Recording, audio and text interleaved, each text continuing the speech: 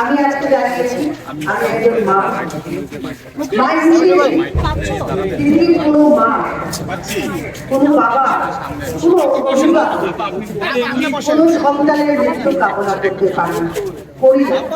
প্রাকৃতিক মৃত্যু আমরা কামনা করি না। যেখানে এইভাবে অবমৃত্যু সেটা মেনে নেওয়া একজন মা হিসেবে সত্যি হয়ে প্রত্যেকটি ছাত্র সন্তান সমর্থিত আমার প্রতিটি হত্যার বিচার চাই। সাধারণ মানুষ যারা যারা বেঁচে খাওয়া মানুষ তাদের হত্যার বিচার চাই। সাংবাদিক ভাই বোনেরা যারা নিহত হয়েছেন, যারা আহত হয়েছেন, তাদেরও হত্যা এবং আহত হবার সাথে যারা জড়িত আছে তাদের বিচার চাই। সেই সাথে পুলিশ ভাই বোন যাদের বাড়িতে ঢুকে ঢুকে পরিবারকে কষ্ট দিয়ে দিয়ে ভয় দেখিয়ে মেরেছে এবং মেরে তার লাশ ঝুলিয়ে রেখেছে,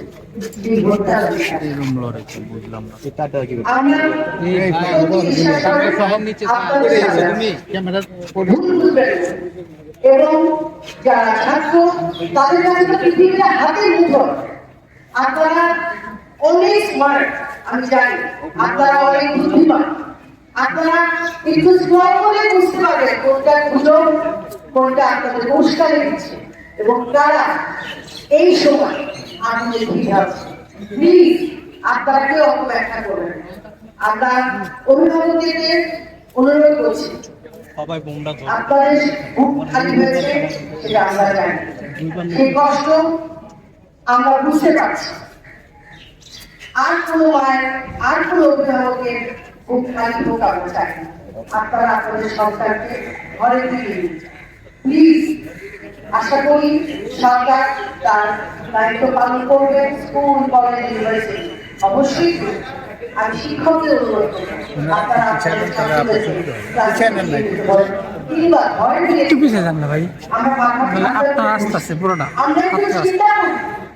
আমরা কি করছি, কেন করছি, কিসের জন্য করছি, কোনো সহিংসতা আমরা চাই না, বিশ্বাস করেন চাই না।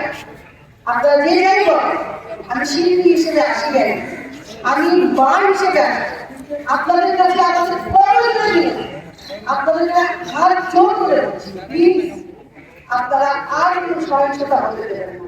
আর যারা উস্কানি দিচ্ছে না, জানি না আপনাদের কি আপনারা একটু বুঝতে পারেন কি অন্যায় আপনারা করছেন।